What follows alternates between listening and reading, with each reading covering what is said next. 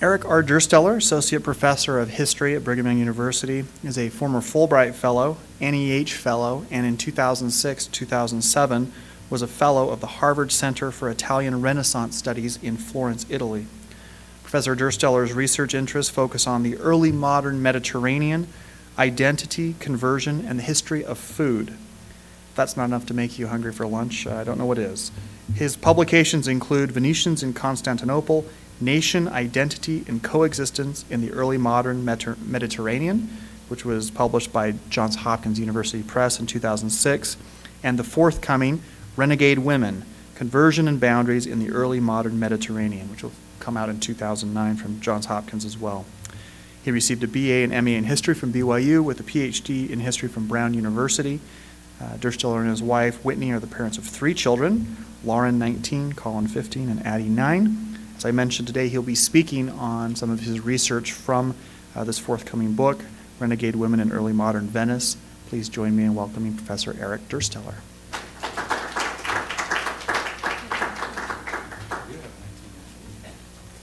Thank you. It's a pleasure to be here.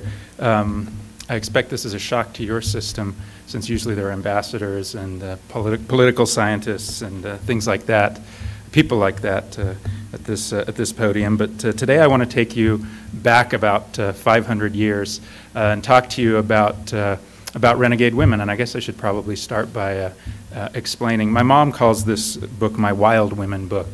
And I mean, I guess a renegade woman could be a wild woman, but a renegade actually is a very technical term used in the early modern period, 16th, 17th century, to describe a woman or a man who converts from Christianity to Islam. And that's what a renegade would have been in the early modern period. I've used that term a little more broadly in my own research, but today what I want to do is talk to you about a renegade woman. I want to tell you one of the stories that is going to be sort of at the heart of this book that is coming out in a couple of years now about women and religious identity in the Mediterranean. And so I'm just going to tell you a story, and then maybe we can draw some conclusions from the story. In 1559, a ship set sail from Venice headed toward the Dalmatian coast. On board were a mother named Maria Franceschina Zorzi Michiel and her 4 children, including the protagonist of our story, Beatrice, who was probably about 5 or 6 years old at the time. The family was heading to the little town of Budua, which is on the modern Albanian coast. Venice was the nominal sort of colonial lord of this town at this time, and their father was a chancellor in the government there. As the ship headed across the Adriatic Sea, it was waylaid by corsairs, and Maria and her children were taken captive. This is a thing that happened all the time in the Mediterranean in this time period. Corsairs and pirates infested this region, and one of their primary sources of income was taking and ransoming slaves. So this is probably what they were hoping to do. The story of the Michiel family takes a series of unexpected turns, and I think in many ways is probably worthy of at least a soap opera, if not a full-fledged Hollywood treatment. Franceschina is eventually able, the mother, Maria Franceschina, is eventually able to ransom herself and her 2 daughters, and she returned to Venice with them. She was unable to come up with the funds, however, to free her 2 sons, and they were sold into slavery and soon converted to Islam. We don't know the circumstances, whether it was coerced or voluntary, but they convert to Islam. They become, in fairly short order, trusted members of the household of Selim II, who is the Sultan in waiting. And indeed, when he comes to the throne in 1566, he invites the 2 brothers to go with him to Constantinople, to join him as part of his entourage. There's a bit of a catch, though. Selim wants the boys to join him, now young men, to join him and serve in his personal harem, which is a great honor, but requires that they undergo a risky operation of castration. Both agree to do so for reasons that I can't explain to you, but only one of the brothers survives, now known by his Muslim name as Gazan Fair. Once he gets to the Ottoman capital, Gazan Fair advances very rapidly. He's in close proximity to the Sultan and becomes very influential in the inner palace, in the harem.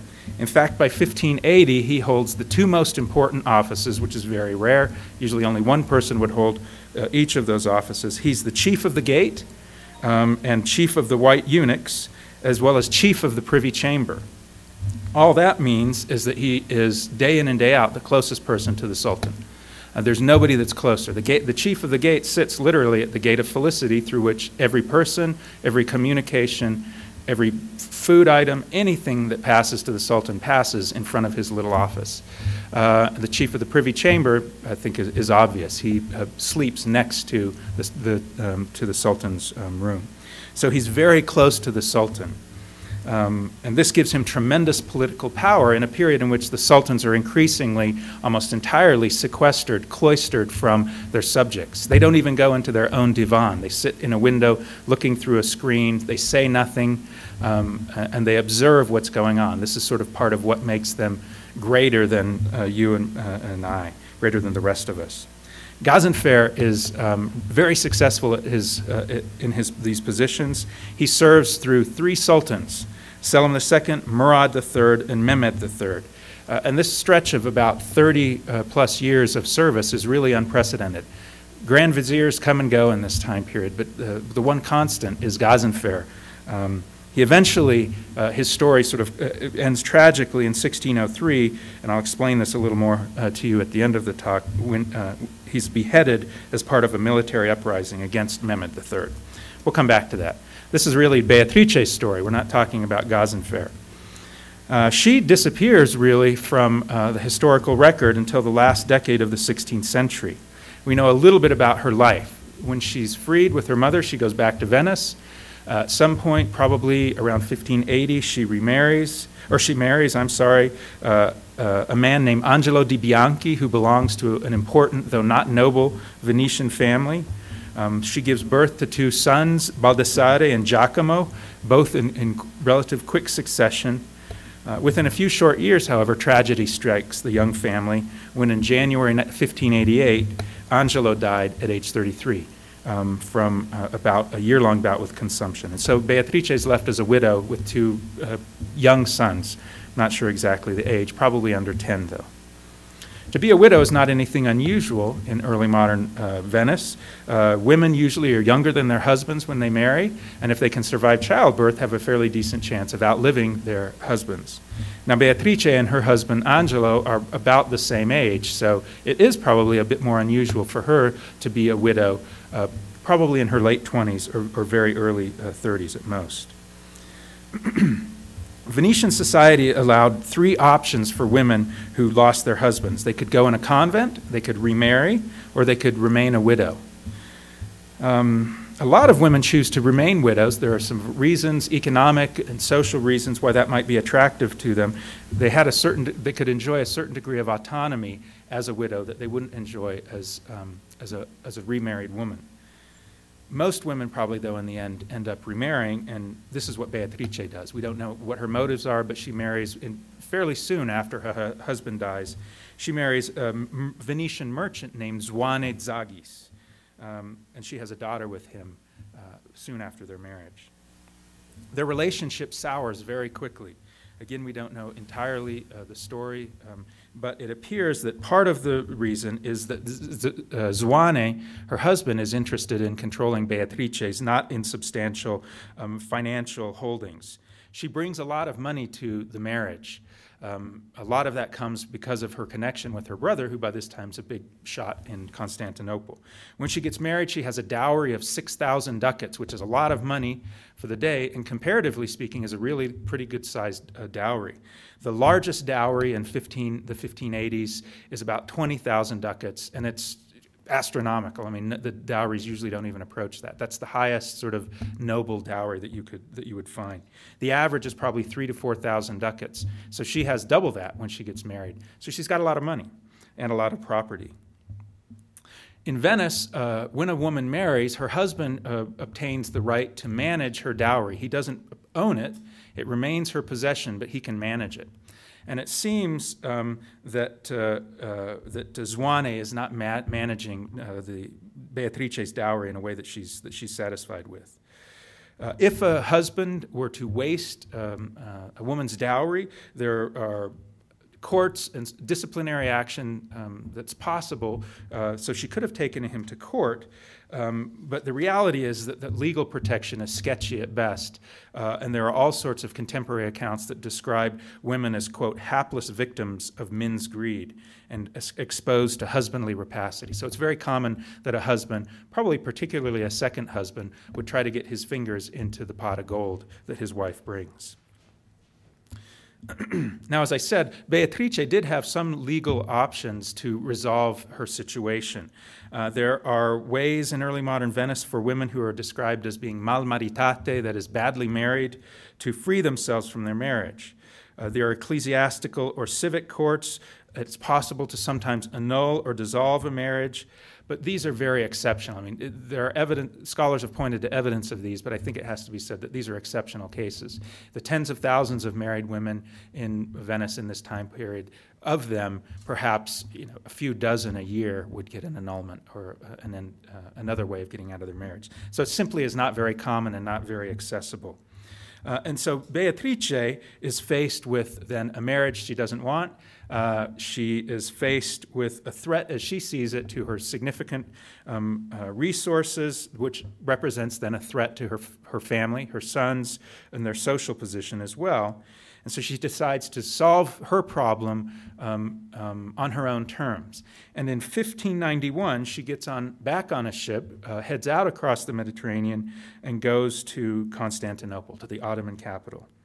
She hopes to meet there her mother, who has gone there a year before, and to meet her brother, who she hasn't seen now in almost 3 decades. When she arrives in the city, her brother sends a big party to welcome her of Ottoman officials who ceremoniously conduct her to her brother's seraglio, his palace. When she arrives, her brother tells her that her mother has died literally the day before. The day before her arrival, her mother passes away. This is entirely unexpected. As you can imagine, it's very disorienting for her. She is a lone woman in a strange place and feels probably exposed to circumstances that may be beyond her control. She stays in her brother's harem for several days. It seems clear that he encourages her very strongly to convert to Islam. He has plans and ideas of the way that she and he can benefit from that act. He had encouraged his mother to do the same thing, and she had never done so. So I find it hard to believe that he forces her to convert. But in the end, 3 days after she arrives, she does convert and takes on a new name, Fatima, which is the most common name that female converts to Islam take. It's the name of Muhammad's favorite daughter. So now Beatrice is Fatima. A brief aside here, I think it would be well to pause and consider what it means and what Fatima's experience tells us about conversion. As a Latter-day Saint community, I expect many of you have some experience or exposure to conversion, people changing religious traditions, and we certainly have an idea of what that means. In the case of Beatrice, I think it probably means something very different from what we think. There's a long history that views conversion as a profound, sort of all-encompassing, transformative experience. But there's a lot of evidence that this is not what is the case with Fatima. Her conversion is more one of convenience, I think we can say, more instrumental than spiritual. In the years following her conversion in the capital, many people, both Muslim and Christian, consider her a Muslim in name only. It's widely believed that, quote, internally she was not a Turk. That is, that she preserved her Christian identity behind an artificial mask of Muslimness. One Venetian reporter observed that, quote, she was more restricted than other Turkish women and slaves because they fear that in her heart of hearts she has not changed religion. Another described her as having, quote, a Christian soul, language that was echoed years later by a Venetian diplomat, Girolamo Capello, who described her as, quote, Cristianissimo, that is, most Christian of soul, even if she cannot show it externally. So this tension then between sort of an interior, private religious self and a public religious persona may strike us as fairly strange, maybe even hypocritical. But the dichotomy between an authentic internal self and an external performance of an assumed identity was very common in the early modern period. The practice of religious assimilation was so common in the 16th century that Calvin described it with, or labeled it rather, as Nicodemism. And he decried Christians who, quote, like the Pharisee Nicodemus in the Gospel of John, were too timorous to show their true religious beliefs and who simulated the practices of other religions to avoid persecution or to live comfortably. Calvin's view of what it means to convert is probably much more similar to a Mormon view. That is, you change and you embrace that change. And in that sense, Fatima's conversion is suspect. This practice, though, of religious simulation to avoid persecution is very common in the Mediterranean among renegades. A Greek woman who was forced to convert by her Muslim husband reassured friends, quote, although I am supposed to be a Mohammedan or a Muslim, yet I remain a Christian in heart. I was, as I was before, and perform my customary devotions. Christians who appeared before the Inquisition trying to return from Islam, having converted to Islam, were without exception made two claims. They claimed that they'd been coerced or forced to convert, and they claimed that it was only surface deep. In their heart, they had never converted. They retained the holy Christian faith inside of them, and that was enough. As evidence of that, they would claim all sorts of things that might seem strange to us. They never ate meat on Friday, for example. They would secretly baptize their children. Women would make this claim often. This was to show the Inquisition that they had been really in their heart preserving their Christianness, even though externally they may have taken new names, gone to the mosque, and done other external activities that would suggest that they were Muslim. Muslim women, similarly, who converted to Christianity, such as the Moriscas of Spain, often presented a similar facade of conversion while continuing to secretly live as Muslims and to raise their children in that tradition. This practice of outward conformity while preserving Muslim beliefs internally was called by Muslims Takea, which is a practice that was developed to, quote, allow Muslims who sought to preserve Islam, even when living under oppression, to preserve their Muslim identity. The Roman Catholic Church and the Inquisition, despite all sorts of black legends that suggest the contrary, was very open to these apostates, effectively, who wanted to return to the fold of the Holy Mother Church. Inquisitorial manuals of the day explicitly validated this internal Christian, external Muslim dichotomy. They held that, quote, those who apostatized for fear of death, but who remain faithful in their hearts, are not properly speaking heretics. And so the inquisitors would allow them back into the community, have them say literally a few Hail Marys and promise not to ever do it again, and then they were returned to the Christian community. Almost no one was put to death, in other words, for apostatizing and then returning to Christianity. As long as we're asking questions, maybe we should also look at the motivation between Beatrice Fatima's decision. Venetian officials in Constantinople believed that she had been drawn to the city, quote, by the hope of deriving great gain, and maybe also from being little contented with her husband. From this viewpoint, Beatrice's flight was motivated by a combination of marital dissatisfaction and a desire for economic gain and independence. Beatrice may also have been motivated to convert because of the more often favorable situation of women under Ottoman rule. And that would seem strange to us. I think in a lot of ways we have very stereotypical sorts of views about the status and position of women in Islam. However, when we look at, I think in contemporary times to be sure, but also historically, the situation is much more complex. The view of Islam as being welcoming to Christianity seems, as I said, quite shocking. We have this view of women being powerless and oppressed victims, but in the Ottoman Empire, scholars have found that women had available to them, quote, a wide field of action, despite an inherited gender system that prescribed women's subordination to men. Ottoman women enjoyed legal and cultural prospects that were much greater than those of many European women. The wife of an Englishman, Lady Elizabeth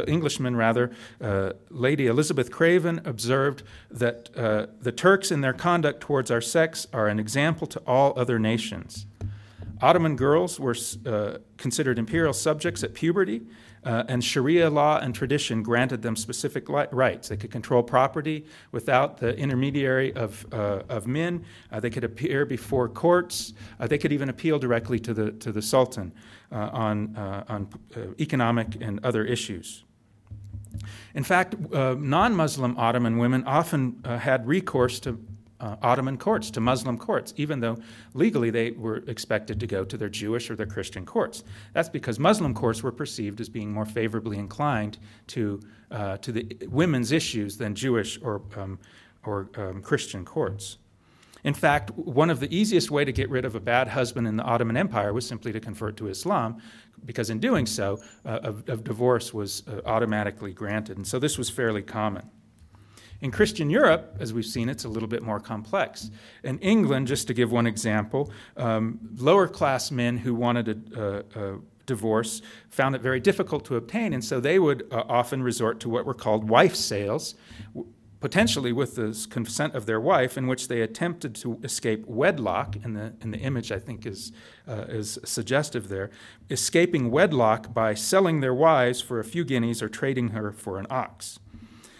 These were not legally binding ways to obtain a divorce, but in many ways they were really the only way that was at least culturally, if not legally, acceptable to dissolve a marriage. Another factor that may have influenced Fatima in her decision to convert were the tales that were widespread throughout the Mediterranean in this period about renegades who converted to Islam and made significant sort of social and economic progress. There's a lot of talk about the fear that Europeans had of the Ottomans, Turkenfurcht, as the Germans call it, but there's also a parallel ossessione turca, or obsession with the Turks, that exists. And Venice is the crossroads for all sorts of information about the Ottoman Empire in this period.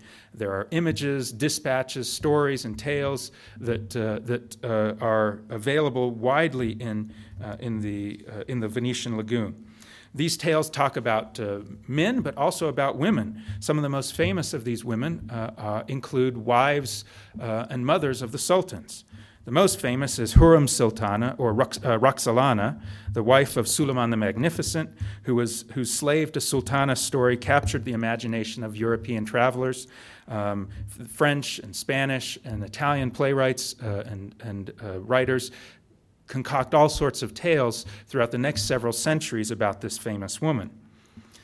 Probably more likely to be known to Beatrice was Nurbanu, who was the mother of Selim, or rather the wife of Selim II, and a Venetian, perhaps noblewoman, who is converted after she's captured in the War of 1537. She was well known in Venice. She maintained correspondence with the Venetians. She wrote to Catherine de' Medici. She wrote Elizabeth in England. She was, by many accounts, the power, the glue that held the empire together. And this, she is in power during the time that Beatrice is coming of age, so certainly she would have known of her. In the end, Beatrice's decision to become Fatima seems probably to have been a decision that she took herself, a product of rational reflection that fits well into Dirk Herder's formula of motives for other early modern migrations. He says, "Departure decisions are made when the perceived conditions at potential destinations seem better, and the opportunity costs, such as loss of relationships, fear of change, and the unknown, appear lower than the hoped-for benefits." And this seems clearly to have been the case for Fatima. By migrating to Constantinople, she put herself in a position to benefit from her brother's great wealth and power, as well as his protection, which had benefited her significantly in the past. By converting, she also got rid of Zwane, who obviously she was no longer interested in being married to. Let's return to the narrative then briefly and find out what happens with Fatima. For the first years after she arrives, she remains in her brother's seraglio. Because of the position of her brother, there are a lot of men who would like to marry her, interested in her hand. She resists and waits for several years, but eventually her brother convinces her, and she decides to marry a man named Aliaga, who is an influential figure in the port. As an aggregated member of the Ottoman elite, she has to spend all of her days in clothes. This is where elite Ottoman women spend their time, in harems in seraglios. She's either in her husband's, her brother's, or more often in the sultan's seraglio. She's not permitted to move freely about the city. She can only leave her velvet prison with chaperones and protection. This is to be expected. This is not unusual treatment at all. One of the West's most enduring images of Muslim women is the powerlessness that comes with this cloistering in the harem. This exotic and often eroticized image of the harem is, however, more voyeuristic than it is accurate. Leslie Pierce has written an important book called The Imperial Harem, in which she challenges this traditional image of Ottoman women in the harem as being powerless.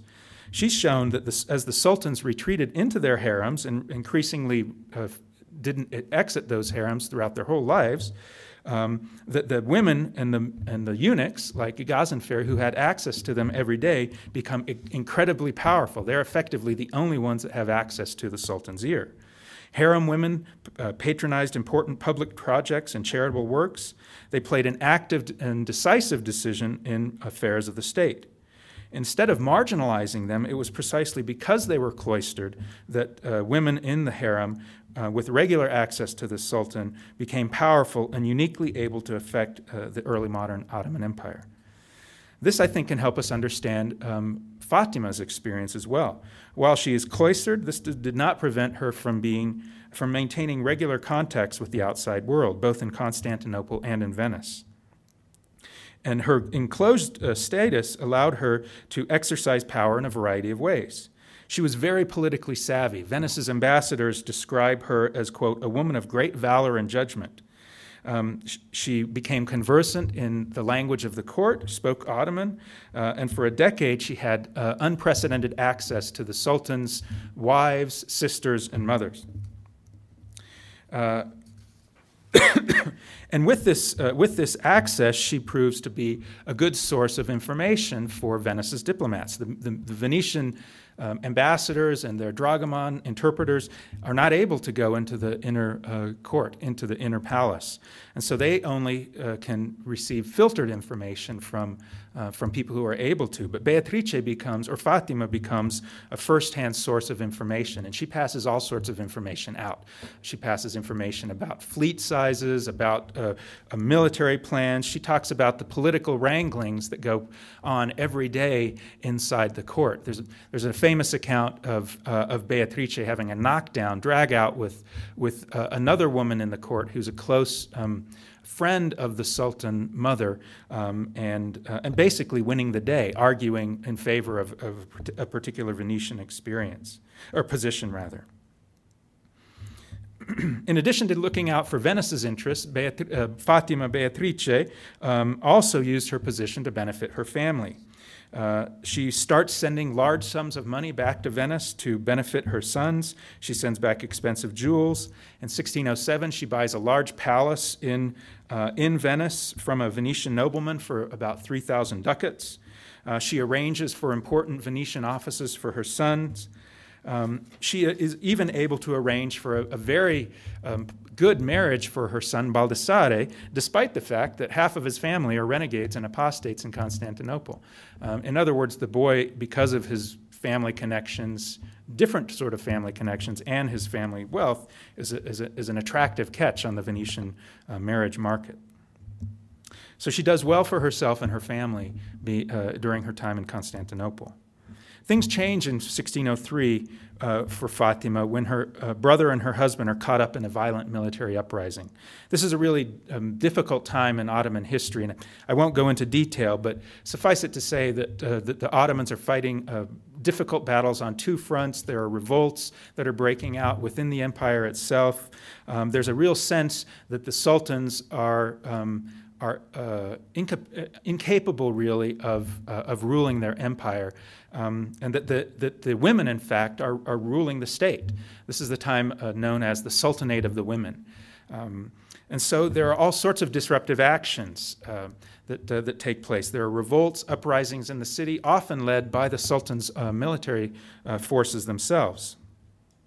Gazan Fair remains in the harem during this time period, and he's able to sort of avoid getting caught up in a number of these different revolts until 1603 when his luck runs out.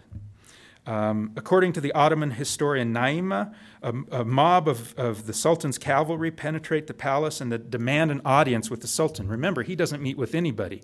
He meets with ambassadors once, he says nothing to them, they kiss the hem of his robe and leave. He doesn't lead his soldiers into battle. Almost no one has access to them, and the cavalry say, we want to talk with you.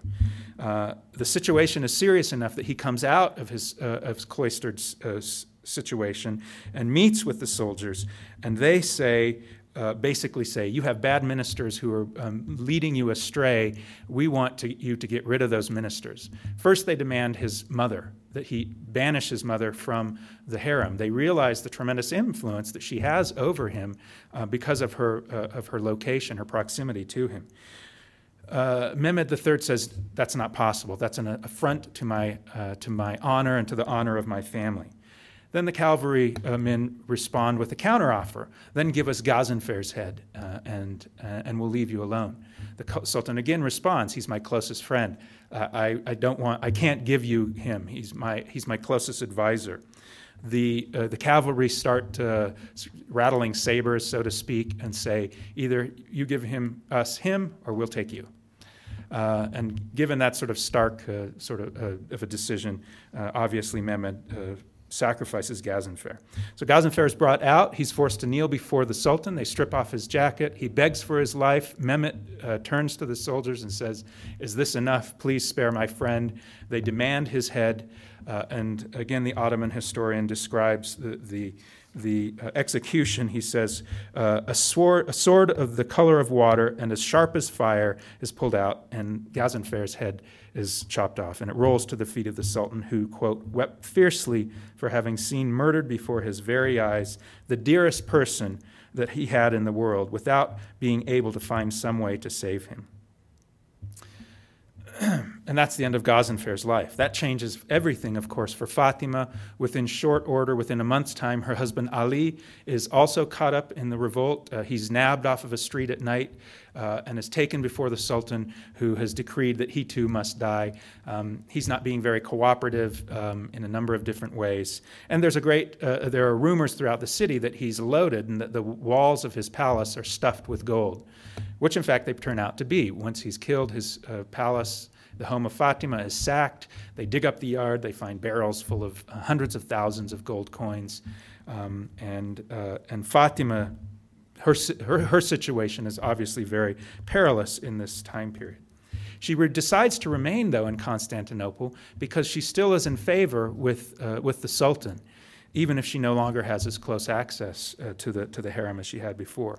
And in fact, within a month's time after her husband's murder, the Sultan gives her a house in the city because her house has been destroyed, and he gives her son, who in the meantime has come to Constantinople and has converted as well, he gives him an important office. This out of recognition of the great love that he had for her brother.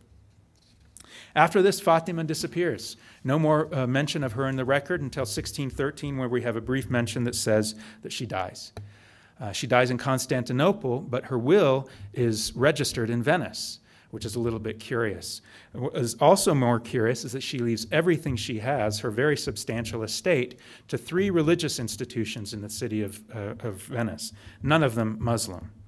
One of them is the Hospital of the Pietà, which is the oldest and largest Venetian orphanage, which is charged with the care of, quote, unhappy children cast into whatever situation divine providence permitted by their unhappy and wicked mothers. In some ways, perhaps this is her reflecting on her own abandonment of her children and trying to atone for that. Even more explicit is where another one of the institutions, the Convertite, which is a monastery, a convent really, that had been only recently established to take in fallen women, especially prostitutes and courtesans, but also perhaps renegade women like Fatima. Perhaps in her last testament, Fatima is able to finally do penance and to find peace with her decision to abandon her home, her young children, and her religion for the prestige and fabulous wealth of the port. Well, I have a couple of minutes, and I just want to sort of try to draw together some of the things that we can maybe learn from the experience of Fatima. On one level, I think this is an important story simply because these sorts of stories are rarely told. There's a certain body of literature on renegades, but that literature addresses only the experiences of men. And clearly, women's experiences are different. In this case and the other cases that I'm looking at, the motivations behind conversion to Islam or from Islam, as the case may be, are almost always tied up in the family. That doesn't mean that women's experiences are only limited to the private familial sphere, but conversion does seem to be a way to address issues with unwanted husbands, or in one of the cases, an absentee husband, or in another instance, a husband, an undesired husband in an arranged marriage. And so conversion for women seems often to be caught up into these sorts of issues. I think this story and others tell us something about women's agency in the early modern Mediterranean. Clearly, women occupy a circumscribed legal and cultural space in this time and place, but there are plenty of examples of women being active agents rather than passive victims in their own lives. And the Mediterranean, with its shifting boundaries, with its the intersection of religious boundaries, the three great monotheistic religious traditions that occupy the space, I think in many ways conversion represents one of the unique modes of agency available to women in this area. Certainly, it's possible to convert in continental Europe from Catholicism to Protestantism, but I think the Mediterranean is a unique sort of a setting. I think Fatima's case also suggests to us a need to complicate our assumptions about women and religion. I think most people would axiomatically sort of agree or assume that women are more religious than men. European churches are generally full mostly of women, not too many men. Mormon missionaries seem to disproportionately convert more women than men. A lot of times I think we assume that that's because women are more religious than men. That may be the case. It may not be the case. In the early modern period, it's assumed that because women are just obviously more religious than men, they're more unlikely to convert. As Fatima's case and many, many other cases I could tell you about suggest, however, that women do convert, not through coercion only, but also voluntarily. And sometimes that's a rational sort of a decision that can be taken. So women may be the protectors of religious faith and the perpetrators of that, but they also can, I think we have evidence that conversion can represent a means for a woman to assert or carry out self-perceived sort of maternal duties, such as Fatima does with her sons. I think it raises questions also for us about what it means to convert. I don't think Fatima, if conversion means a complete transformation, such as Paul or Augustine, who are sort of the models for this type of conversion, or the conversion stories that we're all familiar with from our primary upbringings, if that's what conversion is, then Fatima never converts.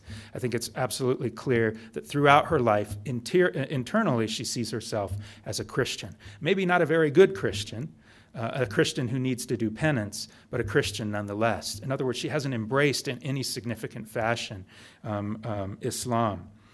And I think that in the Mediterranean and probably more broadly, that this is not an uncommon sort of a model of conversion. Conversion is in all instances a process. It's not something that happens overnight. And it is a process of social negotiation and cultural negotiation as well. And so in the early modern Mediterranean, what seemed to us very stark boundaries between Muslim, Christian, and Jew, and boundaries that would never be crossed, and in fact are very porous. There are all sorts of examples of syncretic sort of religious beliefs. Muslims who go to Christian priests, to Catholic priests, who go on pilgrimages with Christians, who believe in the efficacy of baptism, Muslim women who baptize their children because it can't hurt them in the end, right? There are all sorts of these types of examples.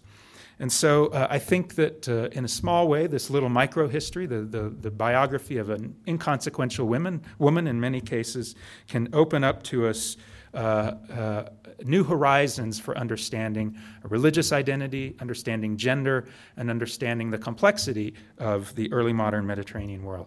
Thank you.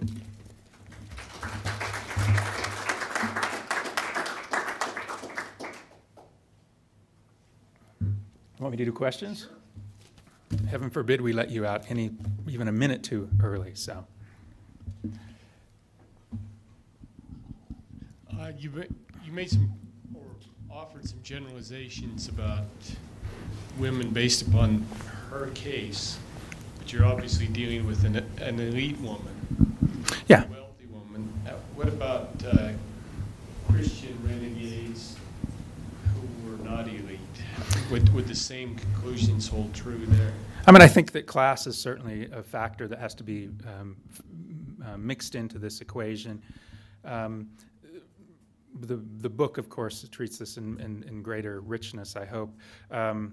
One of the chapters is a study of women about whom we know very little, but that we can sort of statistically analyze. And these are women who convert to Christianity in Italy and go through what's called the Casa dei Catecumeni, the catechumen house, which is an institution that's created to sort of ease the transition of infidel Jews and Muslims to Christianity, and Protestants for that matter, actually.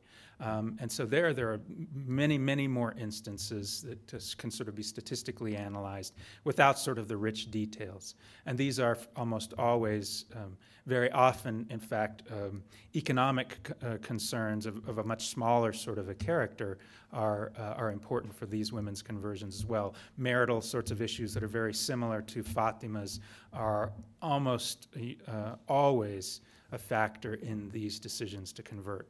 Somebody either doesn't want to marry who their father wants them to marry, or wants to marry, has chosen somebody their father doesn't want them to marry. It's a common story.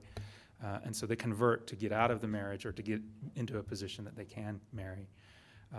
So it seems like the same themes do appear in non-sort of elite women's cases. Yeah. Hi, Aaron Rose, and I work here in the Kennedy Center. The content of your research is just enthralling. It's fascinating. I mean, screenplay material here. But I'm more curious also about your process of researching Beatrice, Fatima. How did you find this? How did you go about this?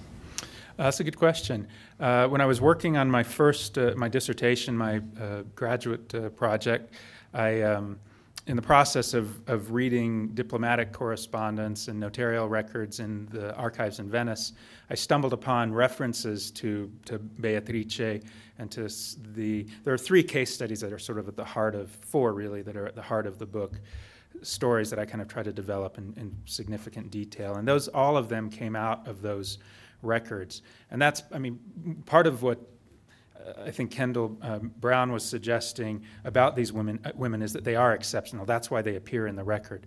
The vast majority of the hundreds of thousands of renegades that exist in this period, we can't say anything about. But for different reasons in each case, they do appear in the record. In Fatima's case, it's because her brother's important. Her importance is filtered through her brother's importance. So she appears in the diplomatic correspondence. She appears in the notarial records because she's a figure of some importance.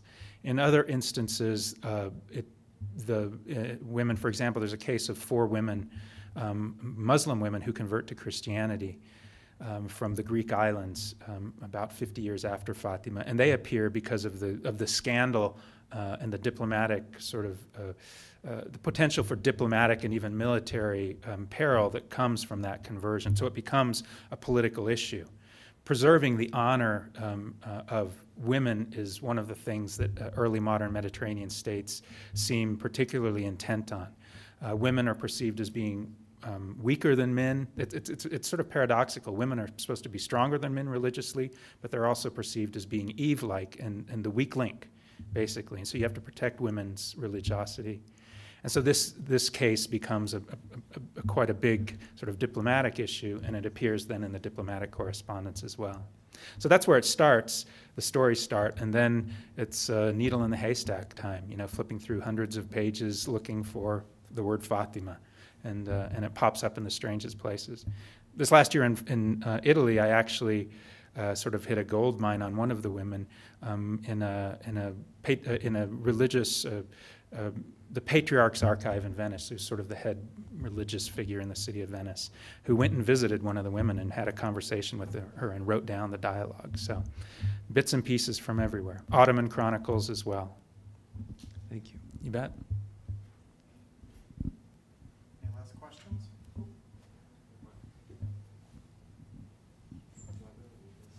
So you can be in the podcast on iTunes for 99 cents. The Mediterranean, of course, you talked about this multiplicity of cultures that are represented there. I'm curious whether you find much difference with different versions of Islam, for example, Persian or Arab, as opposed to Ottoman.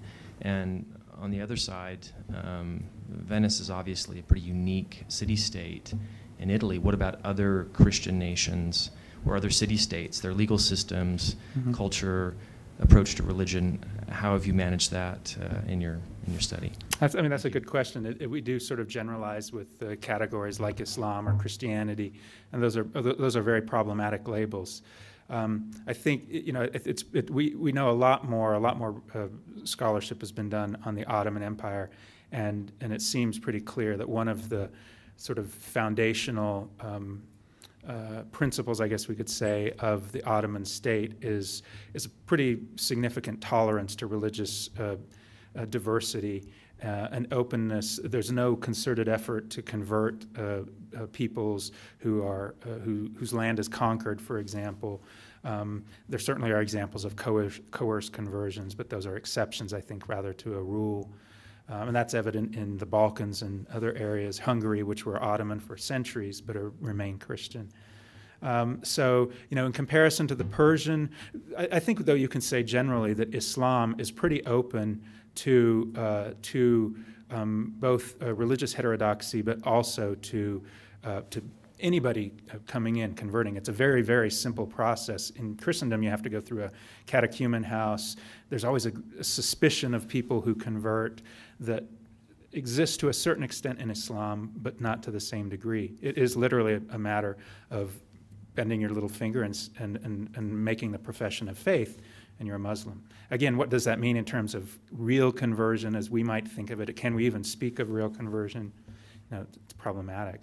But my impression is that similar stories could probably be found and told in the Persian context as well. We certainly have examples from North Africa, which is nominally Ottoman, but culturally and historically, sort of in a different trajectory. In terms of Venetian exceptionalism, I think Venice is unusual in a number of ways that you've described, but I think that that what I'm seeing there, I see playing out in other places in other circumstances in not dissimilar sorts of ways. The Iberian Peninsula, for example, is a really complex sort of a cultural mosaic, but also coastal areas throughout the Mediterranean. But even, and I can't speak to this very well, but even in continental Europe with the Protestant Reformation, and there's this whole sort of process of religious refashioning that's taking place, and there's an interesting study in Provence, for example, about Catholics and Calvinists that where there are some similar sorts of stories and similar sorts of themes. So, my sense is that the boundaries that we draw to sort of try to generalize and make sense, we need to accept and acknowledge that they're very porous and malleable, much more so than we think, not only in the Mediterranean or Venice or the Ottoman Empire, but probably in a lot of other places as well.